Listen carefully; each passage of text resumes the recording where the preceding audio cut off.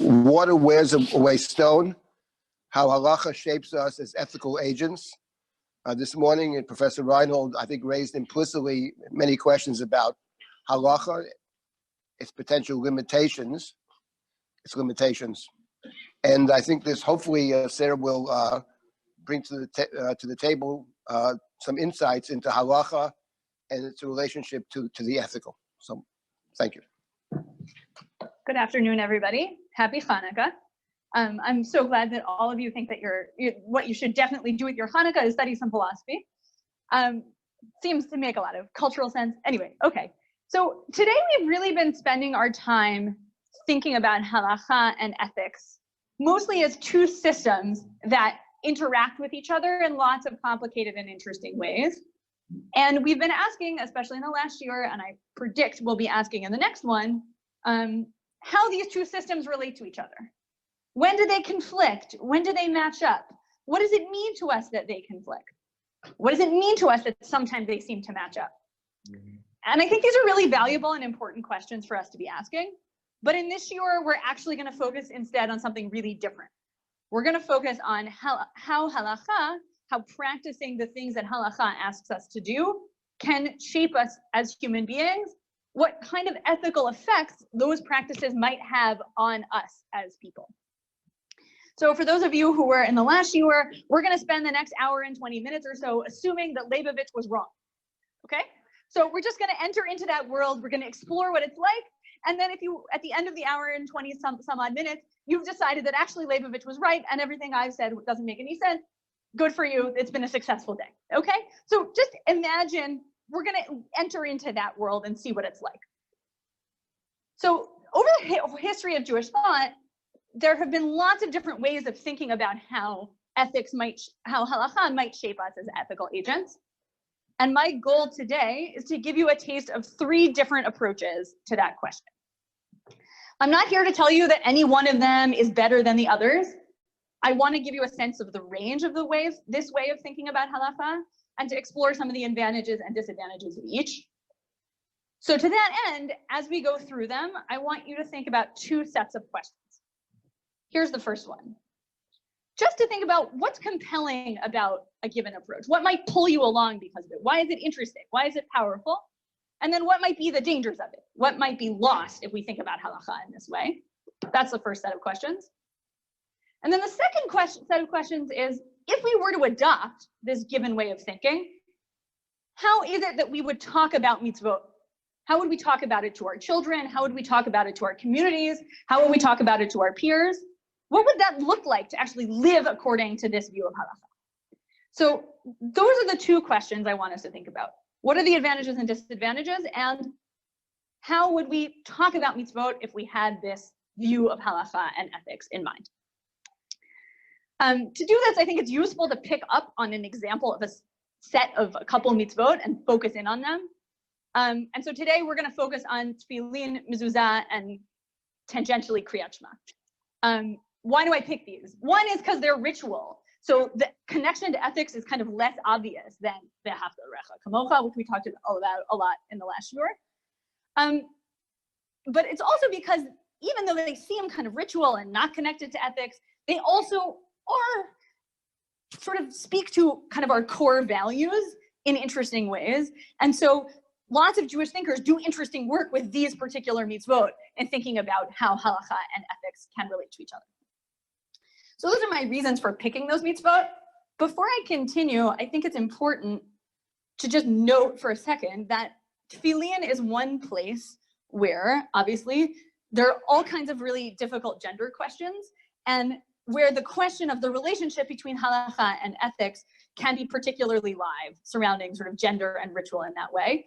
That's not where I want to go in this shiur. I'm happy to talk to you about that in some other setting, but I'm going to kind of continue this shiur on the assumption that regardless of sort of how we relate to the gender issues around that particular mitzvah, everybody in the room has some sort of access to at least one of tefflin, mezuzah, and kriyat shema.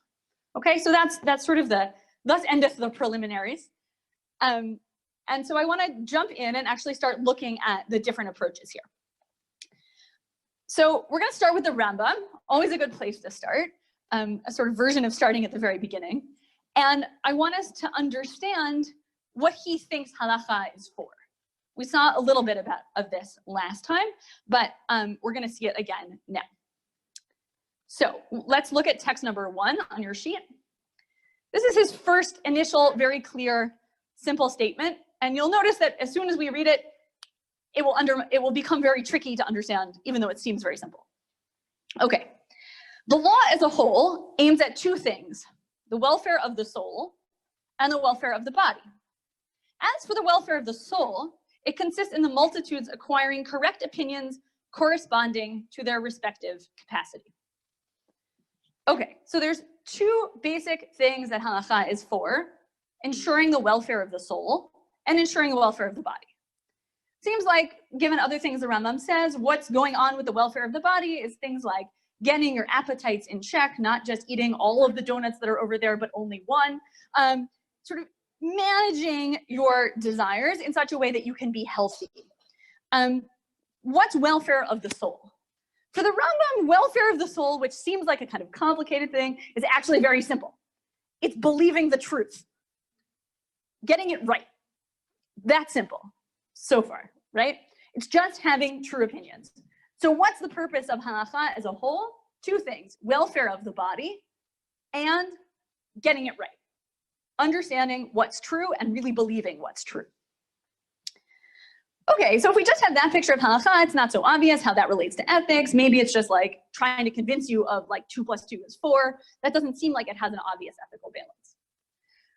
But that's a kind of deception. The Rambam really believes that there's something wrong, not in the sense of not true, but wrong in the sense of not moral or bad or corruptive about thinking things that are false.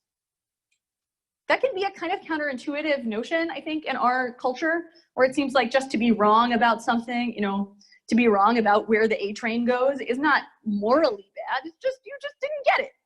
But for the Rambam, there's something kind of corruptive deep down that if you think something false, you're just going to be off track, kind of permanently. So you can see how he's going to sort of flesh this out a little bit more in the next passage, which is from just a few chapters later. This is text number 2. Every commandment from among these 613 commandments exists either with a view to communicating a correct opinion, or to putting an end to an unhealthy opinion, or to communicating a rule of justice, or to warding off an injustice, or to endowing men with a noble moral quality, or to warn them against an evil moral quality. Okay, stop. Here's a problem. In the first text, he says there are 2 purposes. Now there are many more than 2. Nice long list, right? It seems to things have moved. This is one of the places where you can see that the Rambam thinks that to have welfare of the soul, i.e. to have true opinions, you need all kinds of other complicated things.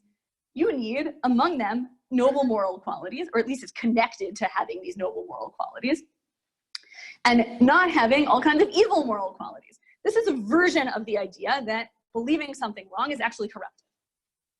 In order to have, and I think the relationship kind of goes both ways. It's both that if you believe true things, you'll be better, and in order to be better, you need to believe true things. Okay, so this is a sort of more rich picture of what welfare of the soul is. It includes having all kinds of good moral qualities that then allow us to kind of recognize the truth and hold on to it once we get it. Right? Because it might be you believe the truth and then actually you get strayed away by all kinds of other things. And these noble moral qualities, one of the things they do is they give you the power to kind of grab onto it and stick with it. Make sense? So far, so good? Okay. So now the question is, what does all of this have to do with mitzvot anyway? Maybe actually all I need to really believe the truth is to just be in the right philosophy seminar. And everybody sits down and the professor comes and tells them the truth and they really believe it and off they go. And like, who cares about all these like ritual things that it seems like I have to do? The Rambam thinks that people are much trickier than that, and they require kind of much more constant reinforcement of their right beliefs. It's not just that we can come to some conclusion in a classroom and then go out in the world and totally be like on the right track. We need consistent reinforcement. We're fickle and we change our minds. So we need something that's going to help keep us on track. So he gives lots of different things that help keep us on track, but as I said, the one we're going to focus on is tefflin, mezuzah, and kriyat shema. So let's look at number 3. Text number 3 comes from a section in the guide where he enumerates, I believe it's 14 different categories of mitzvot and their various purposes. And the one we're going to focus on is the one where he talks about the mitzvot that he, in the Mishnah Torah, just in his sort of legal code, describes as Sefer Ahava, the section that's about love. That should already tell you where he's going about these things. And so this is the section that we're reading, his little explanation of those mitzvot. So here's text number 3. The commandments we have enumerated in the Book of Love. All of them have manifest reasons and evident causes. Okay, if you were to give a description of the mitzvot that you think make the most rational sense, would tefillin be on your list? It would not be on mine. It's very weird, right? It's weird looking, it's like bizarre. All right, all of them have manifest reasons and evident causes. It's very clear, says the Rambam. This means it's not as clear as you think. Anytime philosophers say it's very clear, that's a good hint that it's not clear at all. All right, I mean that the end of these actions pertaining to the divine service is a constant commemoration of God, to love him and the fear of him, the obligatory observance of the commandments in general, and the bringing about of such belief concerning him. Notice that those are 2 things.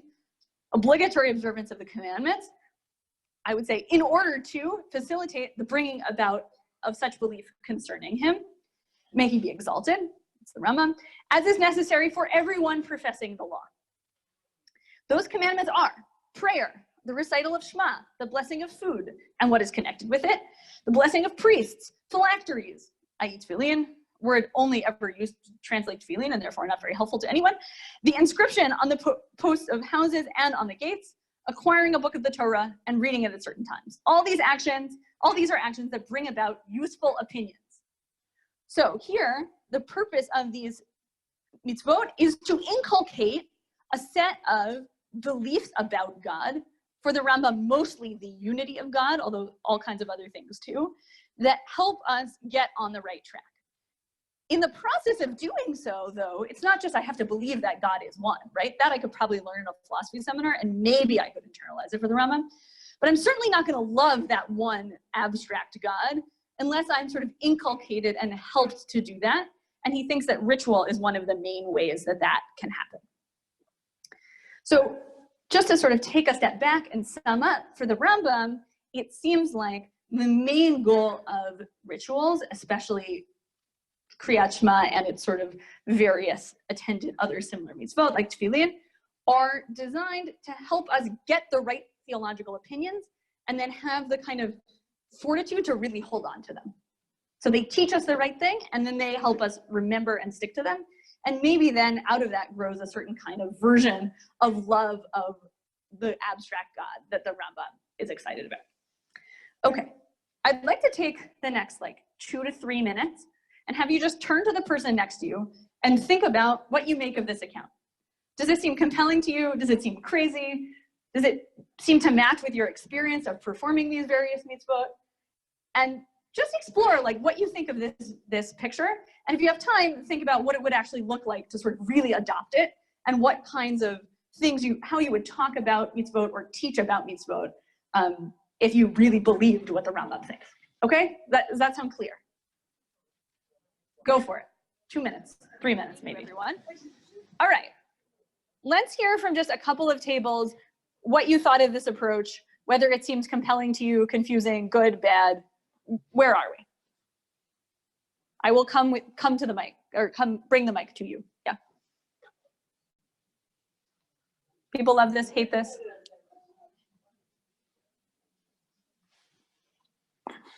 What word was not fear but love, but awe? So we think that in the previous hour, the word fear was not exactly fear. What meant was awe. So when here it says to do things for the love of him and fear of him, it's not that you will be punished if you don't do it, but it is for the fact that you're in awe of him. Is it your Arabic or not? So he's writing in Arabic, but it seems like the best analog is ira. Yeah, this is what Dina said. And another thing, so what we decided that psychologically it is very true. when you start to do things and you have a ritual and you repeat this ritual, psychologically it calms you down, it gives you structure, and then it tunes your mind in a way that you are ready to worship him. So psychologically, all these prescriptions to do mitzvot and to wear, it's very wise. Right. So we heard from this table that it seems like it's actually valuable, and it can be psychologically, sort of make psychological sense to say that repeating an action over and over again would sort of give you a routine and a structure that would help direct you in a particular way. And I think that's really where the Rambam is going, because he's drawing a lot on Aristotle, who really thinks that habit is like the driving force that helps us get people to do things. Back here. Yeah, but in the translation we have here, bringing about such belief, I find very difficult. Shema, maybe, but why putting on tefflin doesn't, unless you're thinking about what's in the tefflin. My companion here and I say, in reality, we're just interested in getting tefflin on before we can begin davening, so we won't be late. That's the reality of the morning. But I don't see how it brings about such a belief. Maybe reinforces it, maybe gets you to think a little bit about commandments, but I don't see the connection. Right, so here we got a kind of classic worry, which is that what if you're just going through by rote? And actually, these rituals don't really help you at all, because really what you're trying to do is like, you're going to put on your tefillin, because that's what you do every morning, and you're going to go on with the next thing. And you don't think so much about like what these are all supposed to mean, or the unity of God, or all those things. You're exhausted, and you just want to get on to the next part of your day. I think sometimes when we talk about these things in Jewish context, we can think about that worry as not being a really serious problem. But I want us to actually investigate the possibility that it's a really serious problem, because it means that the thing that's supposed to be like kind of the central religious tool that we have for getting us to where we want to go isn't working. That should disturb us, I think, if that's really true. And so again, I think the Rambam has very high expectations of what we're going to get out of these rituals, and also a tremendous amount of confidence that we will actually get it, at least for most people. And that, I think, may not be the case, and it may not be our experience of what actually performing these rituals is really like. So I want us to actually take seriously the possibility that this account doesn't quite work as well, sort of on the ground, as the Rambam says it might. And just put a pin in that, because hopefully if we have time at the end, we'll kind of come back to that worry in the Rambam and what we might do about it. Good? Okay. Can we get one more? I thought I saw another hand. Yeah. Well, I just thought a lot of them seem to have to do with verbal things, or speaking, or writing, and a lot of other things in Judaism besides that. And so it seemed that his focus seemed to be on the possibility that that's, if you follow through, that will get you to right beliefs, because he's talking about getting to right beliefs, that will get there by means of focusing on the verbal and intellectual things, as opposed to not eating this type of food or not doing.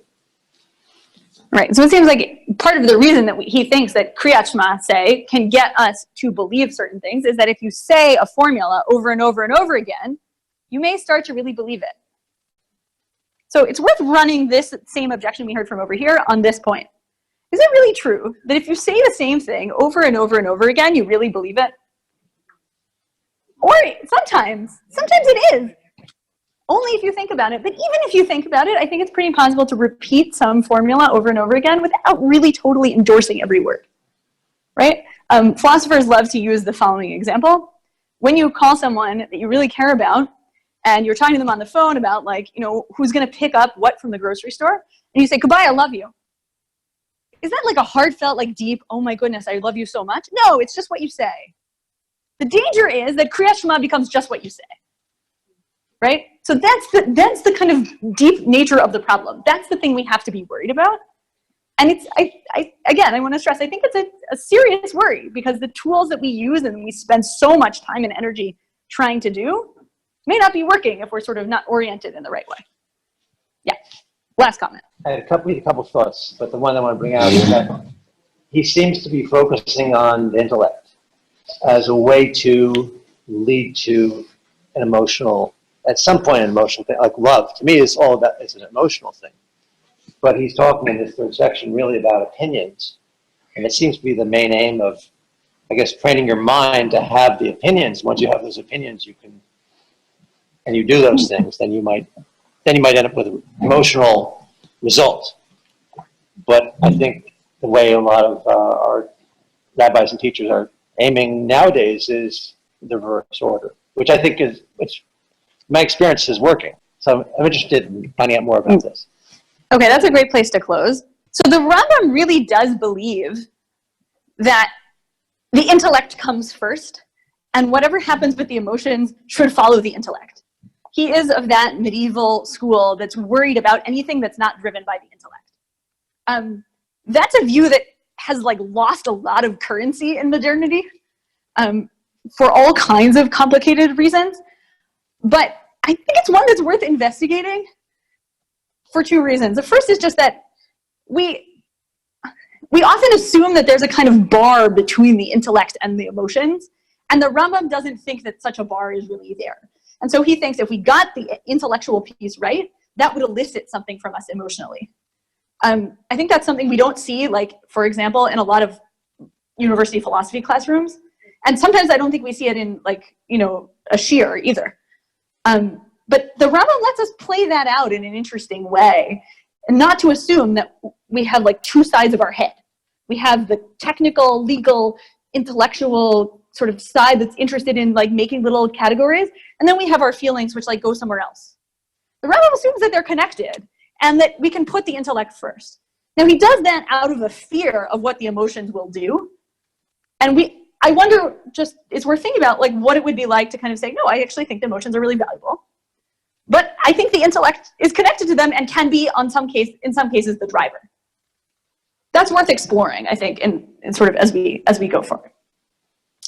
Okay, so I think we've captured a lot of both the value and potentially the problems with this kind of Maimonidean approach. On the one hand, it seems very clear what these things are supposed to teach us, and it helps us sort of by practicing them, we can help get ourselves in a rhythm that will sort of get this belief into our kishkas in a strong way. But the worry is, what if it doesn't go the way we planned? And actually, we're just going through the motions. We're putting on tefflin because every morning that's what we do, and we just kind of use muscle memory, and we go on to the next thing. And then we're not actually doing what this whole system is really for. That's, I think, the advantage and the worry.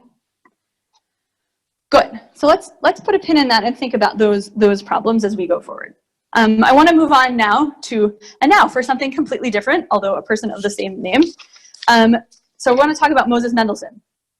Moses Mendelssohn was born in Dessau, Germany in 1729, where he becomes a kind of important figure in the Haskalah. And what I want to focus on today is not sort of his political position as an advocate for German Jews, but instead on the defense of Halakhah that he offers in this book called Jerusalem, which is his main sort of serious philosophical work about Judaism. And he has a very idiosyncratic but very interesting picture of what he thinks Halakhah is for. The book is aimed not at Jews but at Christians, and it is designed to say to a Christian audience who thinks that Halakhah is just this system of law that's competing with the state's law, no, you've made a mistake. Our law doesn't compete with the state's law. Our law is concerned with something else altogether. Not concerned with maintaining order or all this other stuff. Our law is for something else. So here's a picture of what he thinks it's for. Before we dive into the text that I've given you, you need a little bit of background from the rest of the book that, since we're not reading the whole book, I'm just going to kind of say over to you so you have a sense of it. Mendelssohn, the key to understanding Mendelssohn's argument about what he thinks Halakhah is for is to understand that for Mendelssohn, the central biggest worry that you can have is that you will be committing idolatry. This is the religious problem that we all need to worry about. Now, he doesn't think that the kind of idolatry that he's worried about is not like, oh, I'm going to go find a statue of Aphrodite and I'm going to go bow down to the statue. That's not what he's worried about. He's worried about something much more pedestrian. He's worried about writing.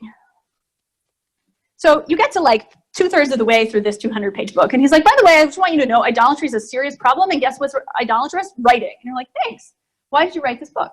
How did I get this far in this book? And he really thinks that writing is idolatrous for the following reasons. One is a kind of bizarro historical account where he thinks that actually letters used to be little pictograms of animals and all kinds of other things. And so they're like little pictures. Seems a bizarre account, probably not true, but he believes it and uses it in the service of an argument. But what's more interesting for our purposes is that he thinks that words are little symbols that convey meaning.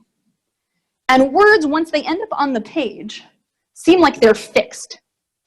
And they have a specific meaning that will always be the same. So when you see a word, you always know this word D-O-G means dog. I know what a dog is. Everything is very stable and clear. And that therefore, when I read and writing becomes the kind of main means by which information is transmitted, everyone becomes very convinced that they've got it right, and they're certain because they see it in the text. And he's really worried about this and thinks that this is like going to lead us totally off track because we're all going to be convinced that we think we read it, we understand what it says, everything is plain and simple and clear. This, he thinks, is like the big mistake of his time and a serious, serious problem. So, if we believe this about writing, along with Mendelssohn, we have the following problem. It would be really nice if we could communicate some religious truths or information to one another over time. That would be really useful. And actually, it turns out that through most of history, the way we did that was we wrote stuff down, and then we passed things down from one person to the next. But if writing is sort of out of bounds, or at least writing is potentially problematic for this reason, we need some other tool. And for him, halakhah is that tool, or at least ritual actions, because they're symbols, and they can communicate some information, but exactly how they do that and exactly what information gets communicated changes over time. Just for a sort of concrete example before we jump into the text, here's one way of thinking about it. Suppose someone asks you, what do Hanukkah candles represent? I bet in this room we could come up with 20 different answers. They'd all be different things. Oh, it's bringing light into the world. Oh, maybe it's this miracle. Maybe it's this military victory. Maybe it's all those things together. We could come up with all kinds of different things that Hanukkah candles are for and that Hanukkah candles are supposed to do. Mendelssohn says, great, that's exactly what I want. I want a symbol whose meaning can be debated and discussed, and that's what I'm after. That's what halakhah is for. It's to facilitate this kind of conversation. So let's jump into the text and see how he plays that out. We'll look now at text number 4. Here he's going to sort of state the problem about trying to preserve religious ideas without writing. How difficult it is to preserve the abstract ideas of religion among men by means of permanent signs, i.e. writing, assuming now that statues and pictures are kind of obviously out of bounds. Images and hieroglyphics lead to superstition and idolatry, right? That seems obvious. We think that the statue is God, big problem. And our alphabetical script makes man too speculative. It displays a symbolic knowledge of things and their relations too openly on the surface, and it spares us the effort of penetrating and searching and creates too wide a division between doctrine and life. So there's one other worry here. Not only will I get too confident that I know what it means, but if all I have to do to understand like what's at the core of religion is just to read the book that tells me, then basically I read the book, in my seminar, I walk out the door, that's it. And for Mendelssohn, that's not a really deep religious life because it's isolated from what you do the rest of the time. In order to remedy these defects, we're back in the text now about sort of in the middle of the paragraph, the lawgiver of this nation, i.e. the Jews, gave the ceremonial law. This is a term that he coins, and he means all of the parts of halakhah that aren't choshen and mishpat, all of the parts of halakhah that aren't about sort of civil law and interactions between sort of financial dealings and things like that. Religious and moral teachings were to be connected with men's everyday activities. The law, to be sure, did not impel them to engage in reflection. It prescribed only actions, only doing and not doing. The great aim of this constitution seems to have been, men must be impelled to perform actions and only induced to engage in reflection. So the idea here is halakhah is going to impel us to do certain things, and in the process, we will then be kind of led along to reflect about what they mean. We have to do the thing, and then we'll think about it as we go. Mendelssohn then goes on to give this like really, I think, kind of poignant and lovely description of how that's supposed to work, describing an interaction between a parent and a child, where the child is asking, basically, what is this thing you've got on your doorpost? That's text number 5. In everything a youth saw being done, in all public as well as private dealings, on all gates and on all doorposts, in whatever he turned his eyes or ears to, he found occasion for inquiring and reflecting, occasion to follow an older, wiser man at his every step, to observe his minutest actions and doings with childlike attentiveness, and to imitate them with childlike docility, to inquire after the spirit and the purpose of those doings, and to seek the instruction which his master considered him capable of absorbing and prepared to receive. So for Mendelssohn, when the child looks at the door and says, but wait, what's that? That's an opportunity for a human connection and a discussion and a reflection and an interaction that would not be possible if, instead of having the thing on the doorpost, at a certain age, you handed the kid the book that said, here's what you have to believe. That won't work. What will work and what's valuable for Mendelssohn is we discuss what these symbols mean. But, of course, that only works if there's lots of different answers to the question of what's the mezuzah for on the door. Because if I only give sort of a basic, I give an immediate answer that's the answer, then the conversation is over the first time I walk by the mezuzah, and all the next times are kind of a waste. Instead, we need to really think, right? Mendelssohn wants it not to be a waste every time I walk by the mezuzah. Those are all opportunities for discussion about what do these symbols mean and what's their value. Okay, let's pause there. I want us to think a little bit about how this is the same and different than what we got in the Rambam. On the one hand, it might seem similar. The purpose of these practices is to help us understand some kind of religious truth. That's true for Mendelssohn, and it's true for the Rambam. But for Mendelssohn, what those truths are is not clear. And it's never going to be clear. Instead, what we're going to do is spend our time reflecting and thinking about those truths and discussing them and debating them, but we're not going to ever really be able to state them. For the Rambam, some of the time at least, we can say very specific things about them. We can say the purpose of Kriyat Shema, for example, is to get us to understand the unity of God. Mendelssohn will say, that's one thing that we do, but there are lots of other things too. And what I'm actually really interested in is the conversation we have about what these symbols mean. Does that make sense? I think we won't spend time talking at our tables, but I would be interested to hear from a couple of you about what you think about this model, whether it's compelling, whether it seems interesting or dangerous, both neither. Anybody? Yeah.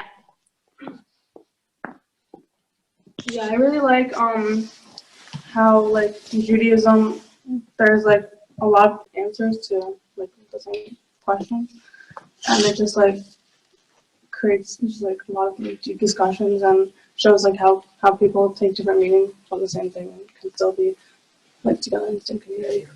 Yeah. So just to repeat some of what we just heard, there's something very powerful about the idea that in Jewish community we can actually have lots of different interpretations of the same practice, and we can be in community together and talk about that together, even though we have lots of different views, and we can debate and value that conversation even though we don't all agree, right? Which is something that might not be accessible in another situation.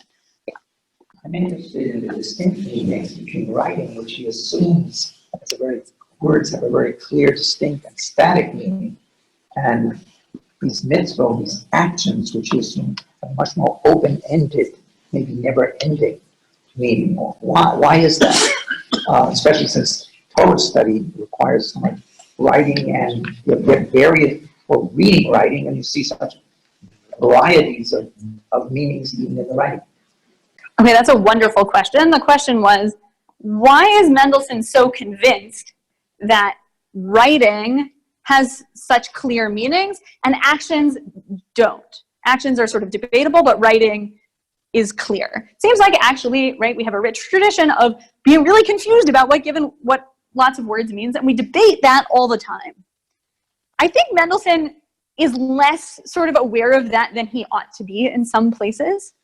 But at the same time, the reason he gives is words on the page are static over time. Actions disappear once you've done them, right? Like I can't, like the fact that somebody put on tefflin this morning is not like legible to me just by like looking around the room. it happened and it disappeared. And so for him, that means it's kind of limited temporally, and I won't be convinced that it's permanent, because it's obviously not permanent. And you might think then that the words of Torah are eternal in some way because they've been passed down for a long time and they're written down in this scroll and there's all kinds of sort of weight to them. But he thinks the same thing is not true of actions.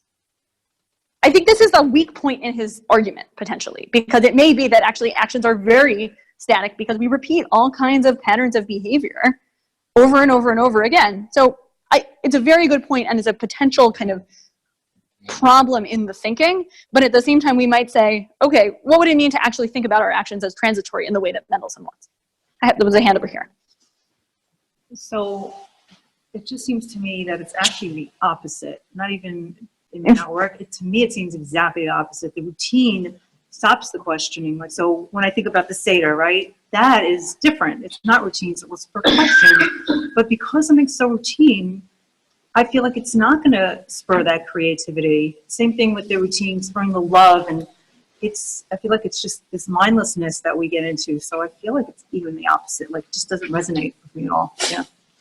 Right. So just in case anybody didn't hear, the idea was basically, well, this actually, thinking about these actions are not going to spur the kinds of conversations that we want.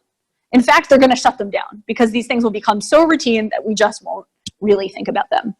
I think this is a really powerful and important critique, but I also think some of this is on us to imagine what our communities would have to be like in order to actually spur the kinds of conversation that Mendelssohn wants, or that the Rambam wants. What would we actually have to do to make it not just routine, right? That's the question I think I want you all to sort of have in your minds as you leave here. What would we have to do? What would shul look like, right? Like what would just like regular davening, what would it look like? How would it be different? Maybe it wouldn't be different at all. Worth thinking about. Okay, I'm going to take one more comment and then I want to keep going because we've got one more picture to see. Okay, I'd like to make a little trouble here. Good. I find it comforting the permanence of words, and on the other hand, the permanence of words can sometimes make it so that it becomes a canon, and obviously the problems of that. But on the other hand, in actions, if it's open to many, many interpretations, Mendelssohn is assuming that there's some kind of responsibility in not taking it too far, that there are going to be lines drawn, there are going to be limits. And my question is, who determines in those cases where those lines and where those limits are? Because once you get to a certain point where you're creatively interpreting the actions, and at some point it runs the risk of completely losing its meaning altogether once you've completely gone off the deep end. Yeah, so here the worry is, what if these actually words are permanent in a good way, and the transient nature of the actions means that we don't even know what they're for, and they kind of become empty in a certain way. And the other point was sort of that Mendelssohn relies on there being some person who draws limits.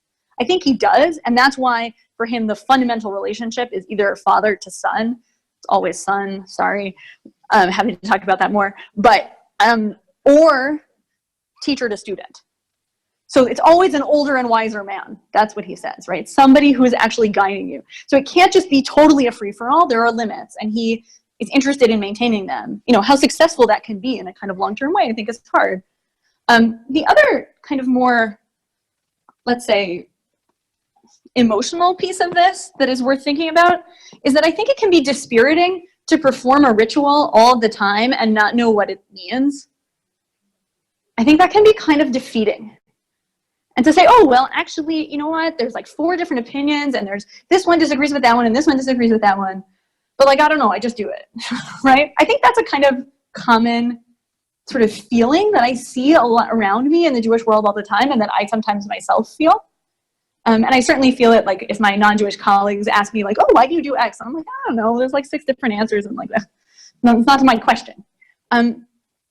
There can be something defeating there. And I think the clarity of the Rambam can be empowering in a certain way, because you know why you're doing it. You don't have to say, I don't know why I'm doing it. I'm doing it to have a conversation about why I'm doing it. Just say, no, I'm doing it because I need to believe X, because it's true. Like, there's a clarity in that that can be very powerful.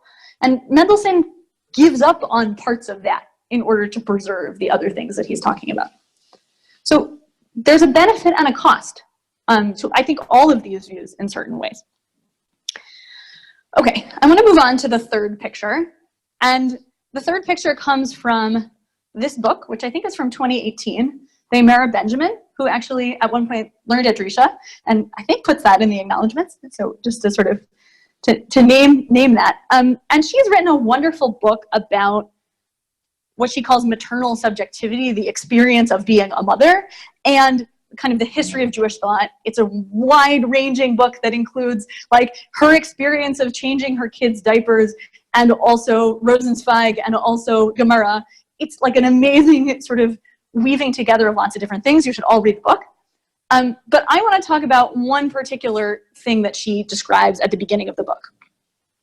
She talks about the idea that we can think about, lots of modern Jewish thinkers have been really worried about the concept of obligation. They have all kinds of accounts of how the concept of obligation is supposed to go. But one place they haven't looked is a place where in our everyday lives, there's lots of notions of obligation, and that is parenting. Parents have all kinds of obligations to their kids. They perform those obligations. And she thinks that's actually a very good starting place for understanding what halakhic obligation is about. Which I think is like a really radical idea, and I want us to just like explore what it's like for the next few minutes. Okay, so let's start with text number 6. She's going to sort of make a comparison between obligation, and specifically the obligation of putting on tefflin, to maternal obligation. Here's text number 6. She's just going to explain how she thinks about tefflin. To be a Jew is not to be free from constraint. Rather, it is regularly to experience the movement from ignoble bondage in Egypt, avdut, to divine service, avodah. For unto me the children of Israel are servants. They are my servants whom I brought forth out of the land of Egypt. I am Hashem, your God. By wrapping oneself in tefflin, the worshiper reenacts this narrative and assents to it. So here she's saying, one of the central experiences of being a Jew is to be in service to God. And the way that I enact that, one of the ways somebody enacts that, is by the practice of putting on tefflin. The liturgical basis for placing the tefflin straps around the finger from the prophet Hosea attests that the yoke of divine service is born in love. Right? So this is, in fact, what distinguishes it between the avdut of being in Egypt and divine service, avodah. Avodat Hashem is done in love. And so then she's going to quote the verses from Hosea that sort of express this, and that are said as you put the tefflin on your finger. And I will betroth thee unto me forever. Yea, I will betroth thee unto me in righteousness and in justice and in loving kindness and in compassion. I will betroth thee unto me in faithfulness, and thou shalt know Hashem. End of the pasuk. Server and served are bound in love. By matching words of betrothal to that act of laying tefflin, the rabbis implicitly claim that the Torah and mitzvot were given as a lasting sign of divine commitment and devotion. The Jew who binds his arm responds to this gift by committing himself to a life of steadfast service. There's a lot that went on in that paragraph, but the most important thing that I want you to get out of it is that the practice of divine service is a practice of love instantiated through a repeated physical practice, right? This action that you take over and over again. So far, so good? Okay, let's go on to text 7, and that's where she makes the comparison to the experience of maternal care. Maternal experience of caregiving as love illuminates God's love for Israel and Israel's response in the performance of mitzvot. Long sentence, basically what she said is maternal experience helps us understand the relationship between Am Yisrael and God when they do mitzvot. Maternity offers, in this way, a corrective in a culture that defines love strictly as an involuntary emotion, as irrational and therefore radically uncontrollable. While Jewish sources recognize that love includes this mysterious, uncontrollable, and unwilled dimension, they also suggest that rigorous active practice can cultivate love. This gets us back to some of the things we talked about earlier when we discussed the Rambam, and sort of the way we tend to think about emotion as very separate from the intellect. We also, in like the contemporary culture, think about love and emotion in general, but really love very specifically, as something that you can't force yourself into, you can't practice yourself into. It's either there or it's not, right? I think if you think about like Hollywood movies, this is a kind of standard trope.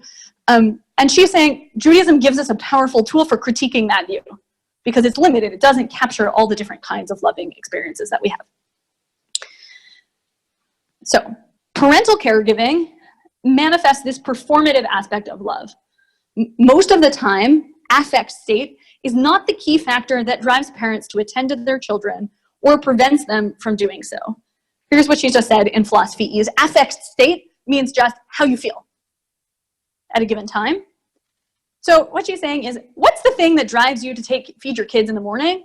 Not that you like have some deep, warm, fuzzy feeling, but because you just have to do it.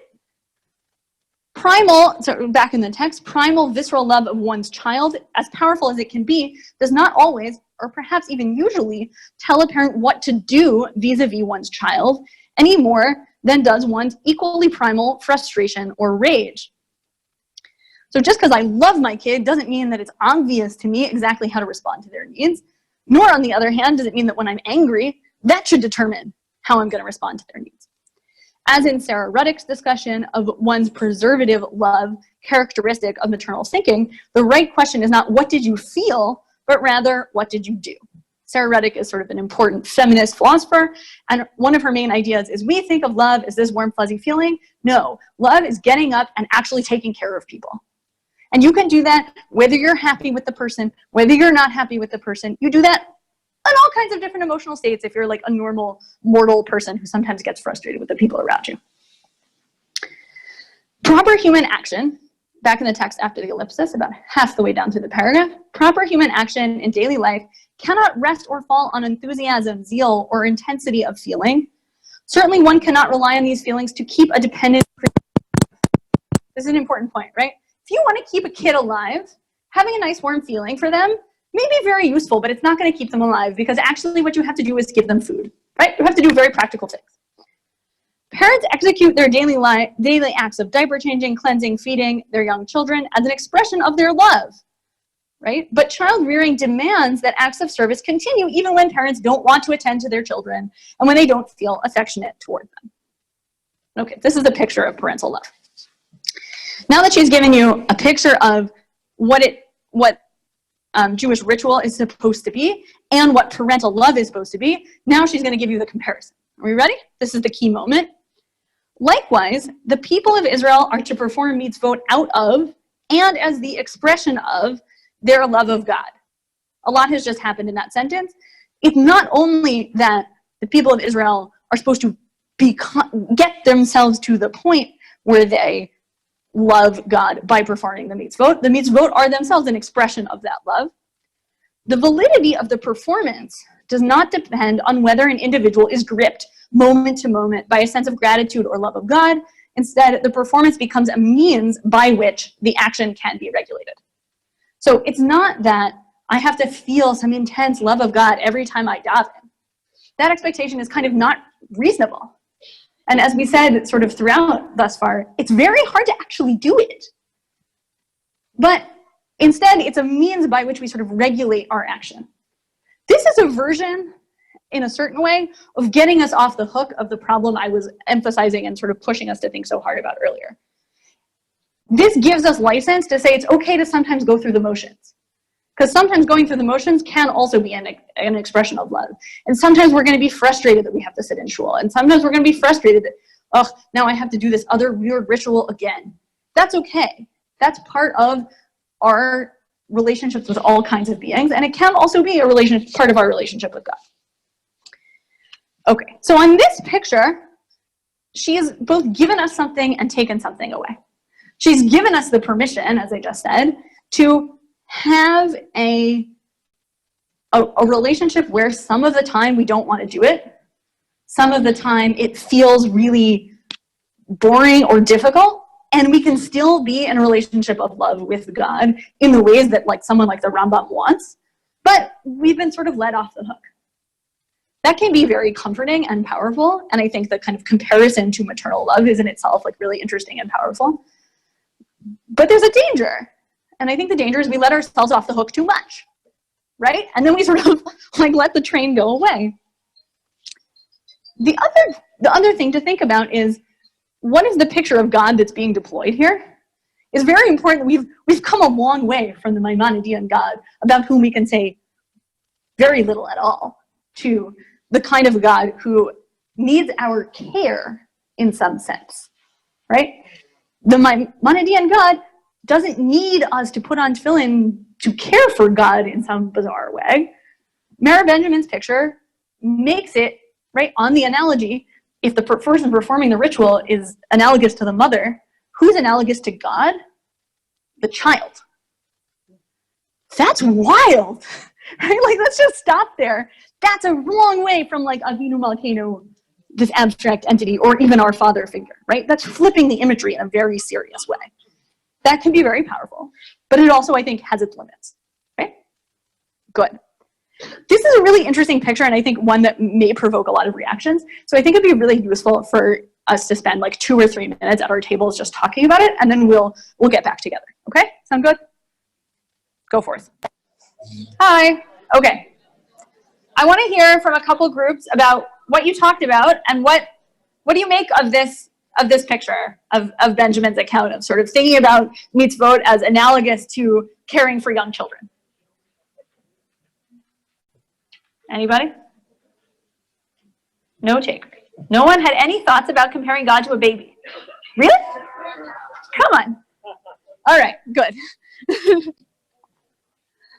So one of the things that we spoke about was the sort of seemingly blasphemous nature that you discussed about how if God is a child, the implication of this text is that God will die if we do not engage in ritual actions, which seems relatively blasphemous. And one of the things that we were discussing was other models of relationships that are described in Jewish texts for God and Am Yisrael. So you discussed the parent-child relationship in both directions, and we were discussing another relationship that comes up frequently in Tanakh, which is the lover relationship with God and Israel as lovers. And that led us into a discussion of how this text or this understanding of actions in relationships apply to a lover relationship. Because here it seems to be that what you do to demonstrate love in a parent-child relationship is perform the actions even when they're rote. Mm-hmm. But to what extent do performing actions even when they're rote or performing actions without feeling work as well in a relationship between two lovers as they do in a relationship between a parent and a child? So that's what we were discussing. Make us sound a lot smarter than we are. Okay, I think this is a really interesting question. We need to pause for a moment. So the idea that we heard was, oh, let's think about other relationships between God and Am Yisrael that pop up in sort of Jewish thought, and one of them is this relationship of two lovers. What would it be like if we thought about the kind of sort of rote actions that that Mara Benjamin is describing, but we translate them not to parent-child relationships, but to love relationships? I want to take us back to the thing I said was sort of a favorite example of philosophers. You're on the phone asking what to buy at the grocery store, and you say, "Love you, bye," and hang up the phone. Is that, right? We think that that's not like some deep profession of love in the same way that maybe there were those professions at some other point. But it's not like there's something wrong with just being love you, bye. That's not a bad thing to do, right? It's just part of how we perform that we care about one another, even in a love relationship, a sort of lover relationship, I think. So again, I think there's a sort of zeitgeist that thinks that if it's not from some sincere, deep place, there's something like deeply off base. But I challenge us to think whether that's actually true about relationships with people, you know, even romantic relationships, where there are also mundane things that we do that sort of demonstrate care, right? And I think the kind of the statement of "love you, bye," hangs up the phone is one way to get into thinking about that. But yeah, I think Mara Benjamin even talks about sort of translating this parent-child relationship into some of the lover relationship. And you see, even when she quotes the passage from Hosea, she's sort of thinking about those as connected in interesting ways. Anyone else? Yeah. We were talking about that same problem about God being a baby, and I said an analogy that I remember hearing from Jason Rubenstein a long time ago, where like if I'm in a romantic relationship with someone and I talk to them 3 times a day for years and they've never said anything back to me, like we have a very bad problem. But if I've said like millions of words to a baby and they've never said anything back to me, then it means like everything is going really well. That's what's supposed to happen. And I think that's something that like can make something like davening every day and actually feel like it's important and it's doing something useful. And that sort of falls apart if you have too many expectations of like a normal human conversation. Right. So if you think about davening as talking to God, it's a very one-sided conversation for most of us most of the time.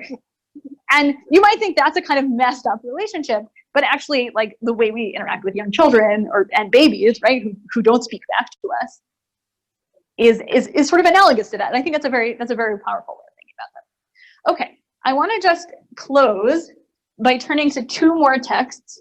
One from Benjamin, and then hopefully if we get to it, one from the Rambam, but that will be bonus points if we do, in part because we've already seen it once today. Okay, so here's the thing. If any of you have taken care of a baby, you know that they're very fickle, and there are things, very specific things that they love, and very specific things that they hate. And if you've taken care of more than one baby, then you will happen to know that they often like very different things, right? So, Benjamin captures this in a really beautiful passage, and she talks about the very particularized nature of the kinds of obligations we have for parental care. So this is text number 8. To be an obligated self was to be subject to the law of another. She's describing her sort of initial experience having, I think it's her first kid, the law of the baby. The law could not be fulfilled in abstract, right? You can't just think about fulfilling the law. You have to actually do something, but only in active, embodied material actions: soothing, feeding, cleaning, comforting, distracting, smiling, and wiping. It became the law of the crying toddler who sought out not just any, but specifically our or my comfort. The law of her seeking not our or my face for approval or interest. The law of the baby, I love the capital letters, so make sure you're following on the page, was not the law of any baby, but rather the law of this baby. This baby had been woken up throughout the night because she was born small. This baby responded with great interest to one particular plush toy. This baby's imperative was to hold her at a certain angle so she would fall asleep for a nap. The next day, the next week, this baby no longer responded to that position or that toy.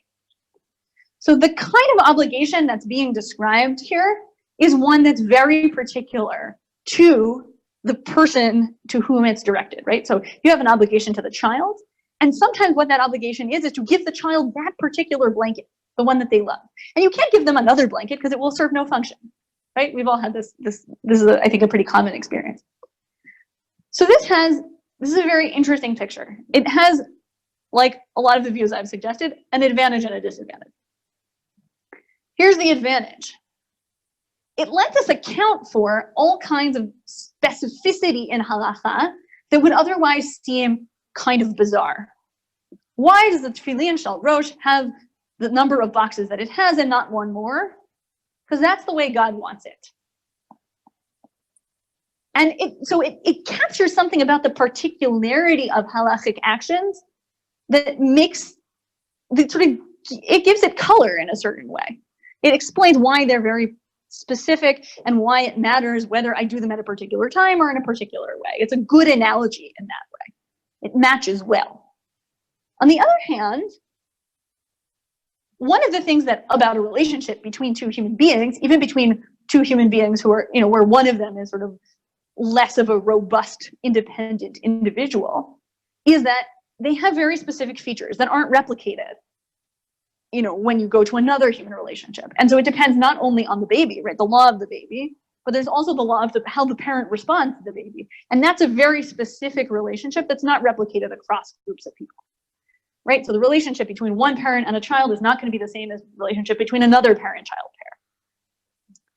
That may not be as good an analogy for halakhah, because one of the things that we think that halakhah can do is provide some kind of uniting context for us all to be part of the same relationship as a group. And that's not what goes on in the parent-child relationship. And Benjamin really drills down on the particularity piece, in part because she wants to account for these very particularistic rituals that Jews do that other people don't do in the same way. But at the same time, the analogy relies on a relationship between two individuals who are highly particularized. And it may not translate well to a very big group. Does that make sense? So that's the upside and the downside. I want to close by looking at a passage from the Rambam that we actually saw this morning, but that we didn't see. I'm going to put a different part of the paragraph in an ellipsis that Professor Reinhold did and lean on a different part of the passage. The Rambam is worried also about the particularity of a relationship between a specific person and God and how it might affect that specific person. But the Rambam basically says, I know that sometimes it's not going to work out very well. Sometimes halakha is not going to shape the person the way I want it to. And I'm okay with it. I'm just going to roll with it. It's all right. That's the cost of doing business. So let's read passage number 9. Among the things that you likewise ought to know is the fact that the law does not pay attention to the isolated. The law was not given with a view to things that are rare, right? For in everything that it wishes to bring about, be it an opinion or a moral habit or a useful work, it is directed only toward the things that occur in the majority of cases and pays no attention to what happens rarely or to the damage occurring to the unique human being because of this way of determination and because of the legal character of governance. So here let's do one more sentence. You will not wonder at the fact, as in you will not be surprised by the fact that the purpose of the law is not perfectly achieved in every individual. And that on the contrary, it necessarily follows that there should exist individuals whom this governance of the law does not make perfect. So the halakha is supposed to make us, remember, welfare of the soul or welfare of the body. But there are going to be those people for whom it has the opposite effect. It makes them worse. And he says, that's going to be the way it is because the law is a general, universal thing that sort of cuts across. This is not the law of this baby, right? This is the law, kind of a general, universal concept. So he's going to say, for not everything that derives necessarily from the naturally specific forms is actualized in every individual. It's okay. The law is general. That's what laws are supposed to be. And that's where I want to end up. So I think what we get from these sort of two comparisons at the end is that for Benjamin, one of the most compelling ways to explain halakha is to explain it as something highly particularized that is that is sort of analogous to a relationship between two human beings who have very specific needs, who can be very fickle, who sometimes want something very particular, and then seems like actually you don't really understand what they want, but they want exactly that toy, exactly that thing. And the Rambam, who seems to say, yeah, human beings are particular. They have very particular needs. But what halakha gives us is an opportunity to kind of rise above those particularities and to talk on a different level. Those, I think, are two very different pictures about what we think halakha is supposed to do. And it allows us to relate very differently to what exactly happens when halakha doesn't seem to produce the moral outcomes that we want, when it doesn't shape us the way we expect. The Rambam, on some level, on the one hand, is going to say urgently, it matters whether this practice actually results in the opinion that you want. I want it to produce that opinion, but I'm going to recognize that some subset of the time, it's just not going to do what I want it to do. The system needs to be universal. I'm interested in preserving that against all else. And Benjamin's going to say, no, it's actually really important for this relationship to be a relationship between two people who have particular needs. I think sort of on the ground, in terms of how we think about how our communities look like, what our communities look like, you'll see that the Rambam is going to say the rules are the rules. And there's not a lot of room to kind of maneuver to adapt to someone's particular needs, or to adapt even to making that relationship work well. I'm just going to have to let it be the way it is because there's something valuable in maintaining kind of the integrity of the system for the whole group. That's what law is about, right? That's the nature of law and governance or something, what he says. But for Benjamin, it's about an individual relationship. I think that really leads to very different pictures of communities, right? If what we're trying to facilitate is an individual relationship, we might prioritize certain things. And if we want everything to kind of look uniform, we'll prioritize that at the expense of potentially those individual relationships. So these are two very different pictures in the end of what we expect halakha to do and to be for. I'd be really interested to hear from you all what you think about these two models and whether you think they're both valuable, neither are valuable? What would it look like to follow one, or even what would it look like to follow both at the same time? Yeah. I once worked for a gentleman, Simon Blumenthal, deceased, and he said, I asked this question, and and I said, these people come in and they're really, they behave in a very correct manner, and they're doing all the halakhah, and they're really not nice. But he responded to me, and he said to me, "Can you imagine if these people didn't do halakhah?" Yeah, so we just heard a kind of an amazing statement, right, of, well, turns out, aren't we disturbed by all these people who seem to keep halakhah, but they turn out to be really terrible? And the kind of, quick retort as well, wouldn't they be worse off if they didn't do this? I think that can be true, but I also wanted to seriously entertain cases, and I think we don't have to talk about them out loud, but I think it's worth thinking in your own head about cases where halakhah actually seem to not make things better. I think we can all come up with those cases in a moment, or with particular people or particular situations. And I think it's useful to think about what went wrong in those cases and why our communities were structured in such a way that it actually sort of undermined its own purposes.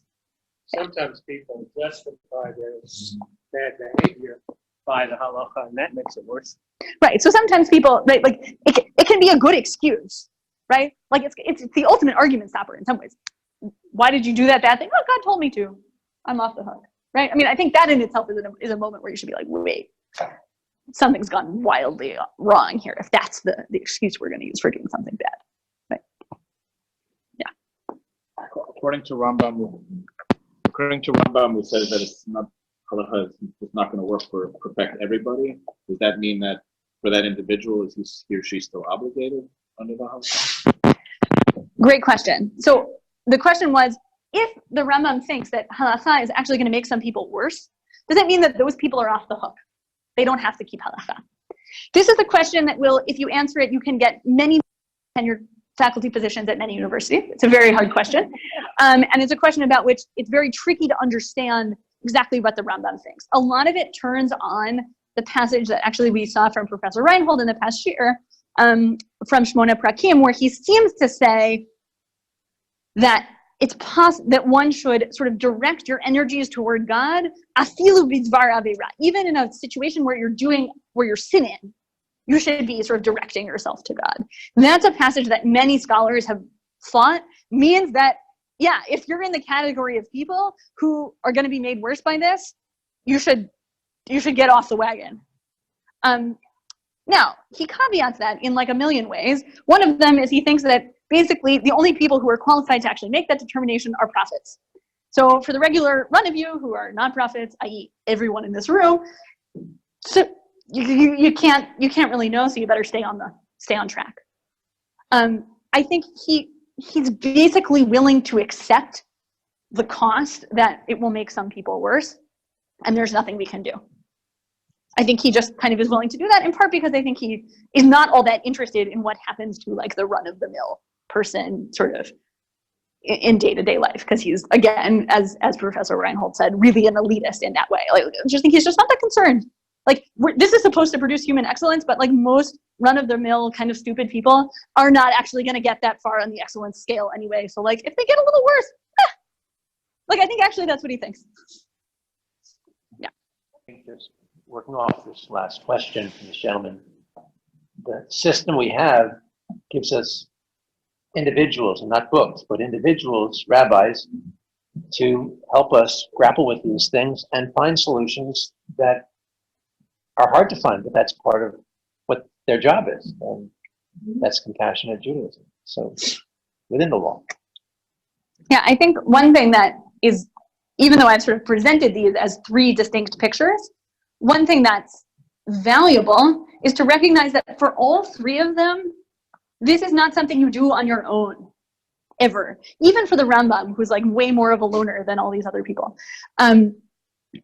In all of the cases, the best way to understand halakha and the best way to get out of halakha what you're supposed to get is to do it in a group of other people, right? So for Benjamin, that's going to be thinking about your relationships of care to other people. right? Whether that be for a young child or for all kinds of other people, older parents, siblings, all kinds of different relationships that you might have. For Mendelssohn, that's going to be in a dialogue with another person. And for the Rambam, it's going to be as part of a legal community that has shared sets of practices. So even for the Rambam, it has to be done with other people. So there is a sense in which they all agree on that point. They all agree that we need some sort of model that's not just the texts. We need kind of a lived picture. Though for the Rambam, probably not all of us need that, and the real intellectual elites will just like know well enough that they can just go through the motions and like they don't need real human interaction. But most of us are not on that level, and I think it's very useful in reading the Rambam to not always just focus on what he says the top echelon should do, but what he says other people should do.